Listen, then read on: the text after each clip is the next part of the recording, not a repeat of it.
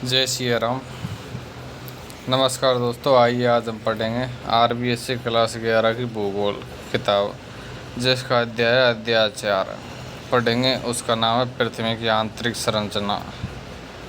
आइए शुरू करते हैं। इंटीरियर ऑफ द अर्थ, पृथ्वी की आंतरिक संरचना, अध्याय 4, RBSC क्लास 11 की भूगोल।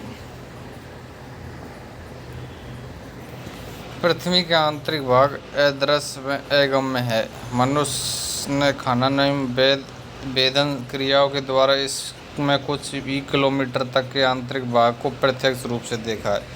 गहराई के साथ तापमान में तेजी से वृद्धि के कारण अधिक गहराई तक खनन व वेधन कार्य करना संभव नहीं है। भूगर्भ में इतना अधिक तापमान है कि वेधन में प्रयोग किए जाने वाले किसी भी प्रकार के यंत्र को पिघला सकता है। अतः वेधन कार्य कम गहराई तक ही सीमित है। इसलिए पृथ्वी के गर्भ के विषय में प्रत्यक्ष जानकारी के मिलने में कई कठिनाइयाँ आती है। ज्वालामुखी उद्गार से निकलने वाले लावा एवं गैस आंतरिक संरचना के बारे में प्रत्यक्ष जानकारी के अन्य स्रोत है, परंतु यह निश्चय कर पाना कठिन होता है कि यह मैग्मा कितनी गहराई से निकला है। भूकंप विज्ञान से भूगर्भ की संरचना के विषय में अधिक वैज्ञानिक और प्रमाणिक जानकारी प्राप्त होती है। पृथ्वी की आंतरिक संरचना के विषय में जानकारी देने वाले साधनों को निम्न वर्गों में रखा जा सकता है। भूगर्भ की संरचना की जानकारी के साधन। अप्राकृतिक साधन में है तापमान, दबाव, घनत्व। दूसरा है उल्कापात। तीसरा है प्राकृतिक साधन, जिसमें ज्वालामुखी उद्गार, भूकंप विज्ञान। भूगर्भीय संरचना की जानकारी के साधन। अप्राकृतिक साधन, आर्टिफिशियल सोर्स। अप्राकृतिक साधन, जिसमें पहला है तापमान यानी टेम्परेचर। भूगर्भिक सर्वेक्षण में यह बात प्रमाणित होती है कि सामान्यतः पृथ्वी की सतह से केंद्र की ओर प्रति 32 मीटर की गहराई पर 1 डिग्री तापमान बढ़ता है। तापमान की इस वृद्धि दर के अनुसार भूगर्भ में सभी पदार्थ पिघली हुई अवस्था में होनी चाहिए, परंतु वास्तव में ऐसा नहीं होता। अधिक गहराई के साथ बढ़ते दबाव के कारण चट्टानों के पिघलने का तापमान बिंदु उतना ही ऊंचा हो जाता है एवं धरातल के नीचे तापमान के बढ़ने की दर पृथ्वी के केंद्र की ओर घटती जाती है। इस गणना के अनुसार पृथ्वी केंद्र का तापमान लगभग 2000 डिग्री सेल्सियस से अधिक है। दबाव यानी प्रेशर। भूगर्भ में मोटी मोटी परतों के बढ़ते दबाव का कारण केंद्र की ओर घनत्व बढ़ता जाता है। केंद्र पर उच्च तापमान के कारण यहाँ पाए जाने वाले पदार्थों का द्रव के रूप में होना स्वाभाविक है, परंतु ऊपरी दबाव के कारण वह द्रव रूप में ठोस का आचरण करता है। अतः केंद्र में अधिक दबाव व अधिक तापमान के कारण सेल प्लास्टिक नुमा ठोस है। तीसरा है घनत्व एंड डेंसिटी। पृथ्वी के केंद्र की ओर निरंतर दबाव बढ़ने में भारी पदार्थों के कारण उसकी परतों में घनत्व भी बढ़ता जाता है। न्यूटन के गुरुत्वाकर्षण सिद्धांत के अनुसार पृथ्वी का घनत्व 5.5 यानी धरातल का घनत्व 2.6 से 3.3 GCm³ है एवं केंद्र के औसत घनत्व 11 GCm³ परिकलित किया गया है। दूसरा है उल्कापात। मेटेओरॉइट सोवर उल्कापिंड सौर परिवार के ही अंग है। ये ग्रहों की उत्पत्ति के समय अलग होकर अंतरिक्ष में फैल गए थे। कभी कभी ये उल्काएं धरातल पर गिरती है। इस क्रिया को उल्कापात कहते हैं। इसके अध्ययन से ज्ञात हुआ है कि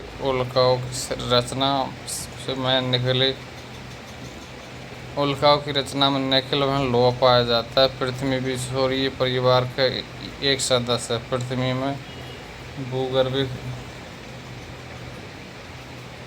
पृथ्वी में सौर परिवार का एक सदस्य पृथ्वी में चुंबक का गुण पाया जाता है और आंतरिक भाग में निकल मिश्रित लोहे के कारण पृथ्वी में यह गुण उत्पन्न हुआ है। प्राकृतिक साधन। Natural source.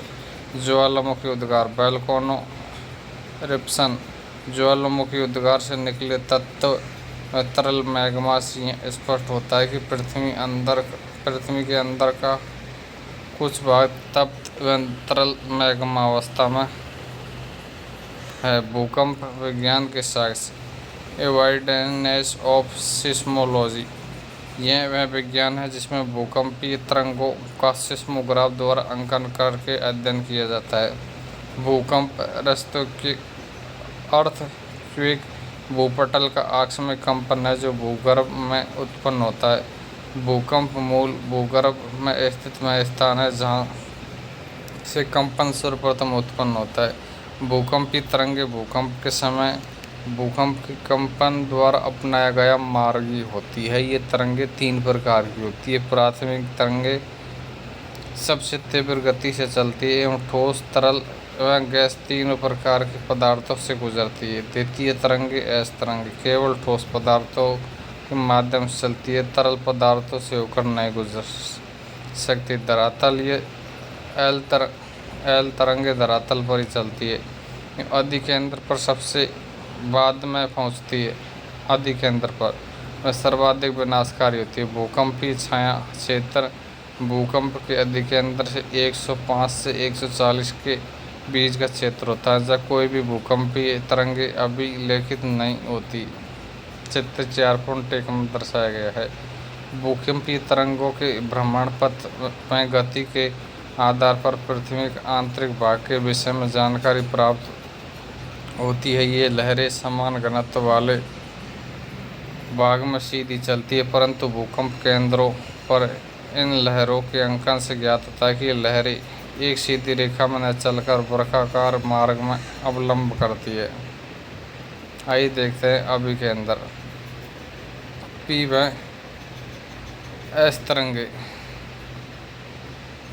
एस तरंगे अभिकेंद्र से 105 तक चलती है। पी और एस तरंगे कहाँ से चलती है? अभिकेंद्र से 105 डिग्री तक चलती है। जबकि 100 पी तरंगों का छायामंडल कहाँ से कहाँ तक है? 105 से 140 तक पी तरंगों का छायामंडल है। जबकि एस तरंगों का छायामंडल कहाँ से कहाँ तक है? एस तरंगों का छायामंडल है 140 डिग्री से 140 डिग्री तक है। भूकंपीय तरंगों के भ्रमण पथ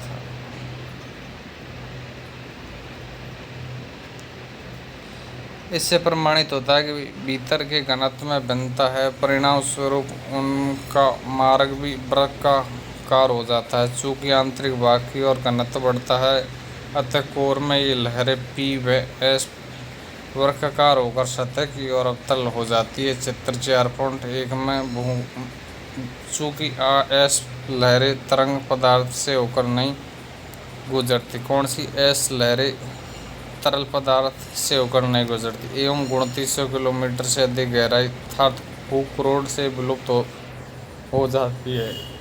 इससे प्रमाणित होता है कि इस 2900 किलोमीटर से अधिक गहराई वाले भाग में तरल अवस्था में है जो केंद्र के चारों ओर विस्तृत है। चूँकि चट्टानों के घनत्व के अंतर के साथ इन तरंगों की गति में तीन जगहों पर अधिक अंतर आता है, अतः इन आधारों पर पृथ्वी के आंतरिक भाग को 3 परतें निश्चित की गई है। आइए देखते हैं कौन सी है। पहली है क्रस्ट।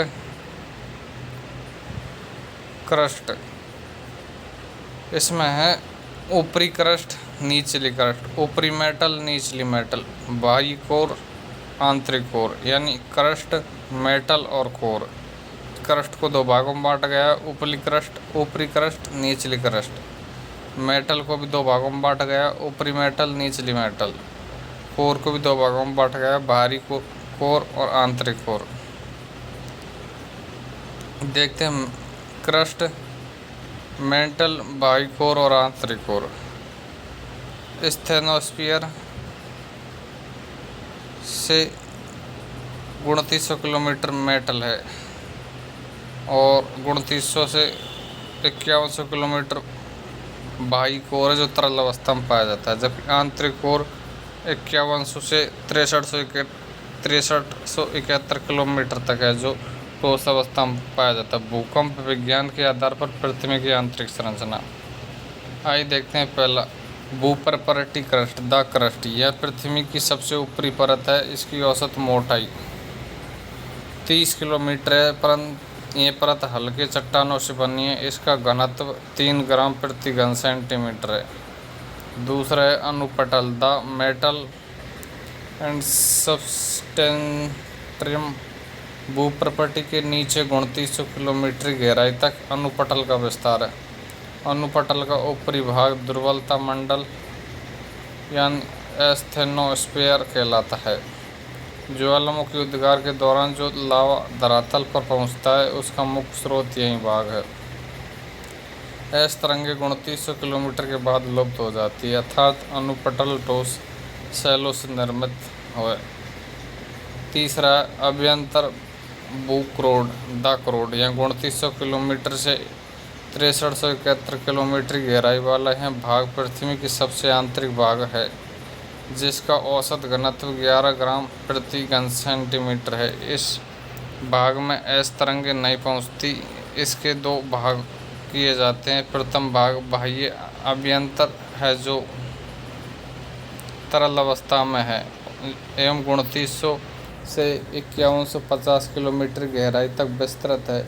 द्वितीय भाग आंतरिक अभ्यंतर है, जो कि सघन है एवं 5150 से 6371 किलोमीटर गहराई तक विस्तृत है। आइए देखते हैं पृथ्वी की आंतरिक संरचना का। क्रस्ट पर घनत्व है 2.90। फिर ऊपरी क्रस्ट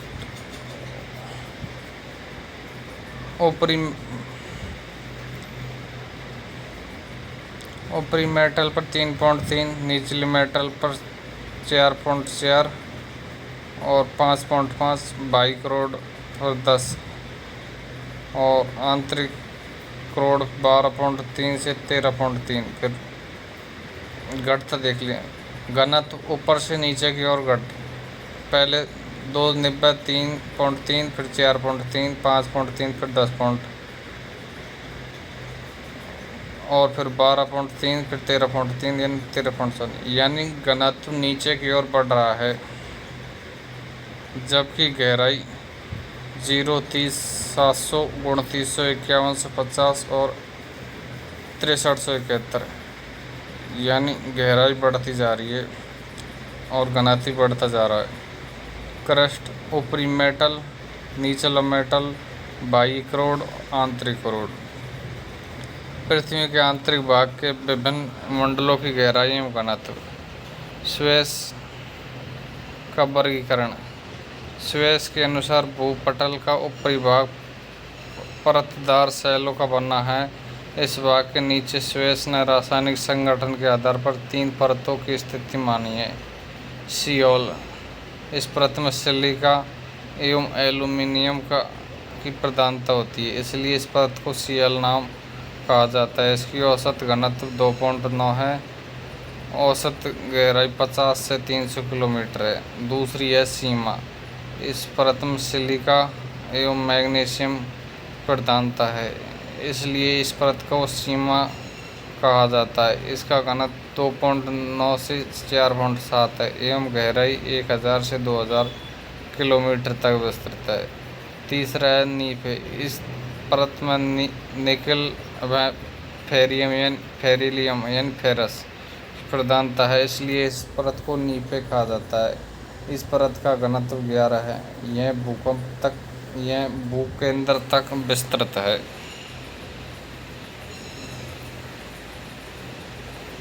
ये देखिए आई नीफे सबसे आंतरिक भाग, उससे ऊपर सीमा, उसके ऊपर सियाल, उसके ऊपर भूपर्पटी। स्वेस के अनुसार पृथ्वी की आंतरिक संरचना। वॉन डर ग्राफ्ट का वर्गीकरण। वॉन डर ग्राफ्ट ने पृथ्वी की आंतरिक संरचना की 4 परतें बताई है, जिनको निम्न अनुसार वर्गीकृत किया जा सकता है। बाह्य सिलिका परपरटी। पृथ्वी के इस परत की मोटाई महाद्वीपों के नीचे 60 किलोमीटर तक होती है। अटलांटिक महासागर के नीचे 20 किलोमीटर एवं प्रशांत महासागर के नीचे 10 किलोमीटर तक है। इस परत का घनत्व 2.75 से 3.1 तक होता है। यह परत सिलिका, एल्यूमीनियम, पोटेशियम एवं सोडियम से बनी है। आंतरिक सिलिकेट परत एवं आंतरिक सिलिकेट परत तथा mental inner silicate layer and mental. इस परत की मोटाई 60 से 1200 किलोमीटर तक होती है। इस परत का घनत्व 3.1 से 4.75 है।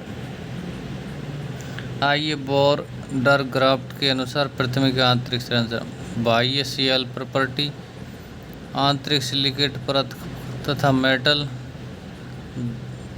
फिर उसके में मिश्रित धातु तथा सिलिकेट की परत, फिर वह धात्विक केंद्र। आंतरिक संरचना की जानकारी का मुख्य स्रोत तापमान है। आंतरिक संरचना की जानकारी के मुख्य स्रोत तापमान, घनत्व, दबाव, उल्कापात, ज्वालामुखी क्रियाएं, भूकंप विज्ञान के साक्ष्य, भूकंपीय लहरों की गति एवं भ्रमण पथ के वैज्ञानिक विश्लेषण के आधार पर पृथ्वी के आंतरिक भाग को 3 परतें निश्चित की गई है। भूप्रपर्टी, अनुपटल, भूकरोड। स्वेस का वर्गीकरण है सियोल, सीमा, नीफे। बॉन्डरग्राफ्ट का वर्गीकरण बाहरी सीएल प्रॉपर्टी, आंतरिक सिलिकेट परत तथा मेटल। तीसरा है मिश्रित धातु तथा सिलिकेट की परत। चौथा है धात्विक केंद्र। अभ्यास प्रश्न। सीएल परत के संगठक है सिलिकॉन और एल्यूमिनियम, सिलिका एवं एल्यूमिनियम। बॉन्डरग्राफ्ट के अनुसार सबसे ऊपर की परत की अधिकतम गहराई है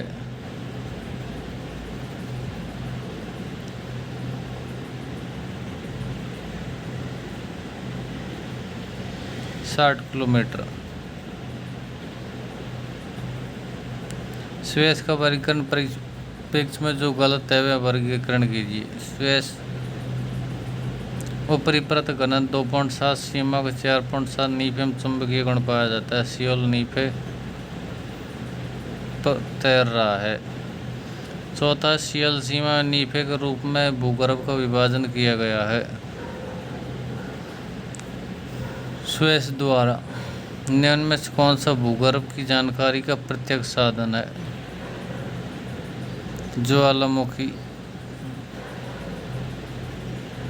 अति लघु उत्तरात्मक प्रश्न। भूगर्भ की जानकारी के लिए प्रत्यक्ष साधनों के नाम बताइए। भूकंपीय विज्ञान किसे कहते हैं? भूकंपीय तरंगें किसे कहते हैं? पृथ्वी की आंतरिक संरचना के विषय में हमारी जानकारी सीमित क्यों है? नीफे के प्रमुख संगठक तत्व कौन से हैं? भूकंप विज्ञान के साक्ष्य के आधार पर निश्चित की गई पृथ्वी की आंतरिक परतों के नाम बताइए। भूकरोड की विशेषता बताइए। सियाल की विशेषताएं बताइए। अनुपटल क्या है इसकी बताइए। बॉन्डरग्राफ्ट द्वारा सुझाई गई पृथ्वी की आंतरिक संरचना की परतों के नाम बताइए। पृथ्वी की आंतरिक संरचना के विषय में बॉन्डरग्राफ्ट के मत की व्याख्या कीजिए। पृथ्वी की आंतरिक संरचना के विषय में स्वेस के मत की व्याख्या कीजिए। भूकंपीय विज्ञान के साक्ष्य के आधार पर पृथ्वी की आंतरिक संरचना की व्याख्या कीजिए। जय हिंद, जय भारत। अगला टॉपिक अगली बार क्लास में देखेंगे। जय हिंद, जय भारत।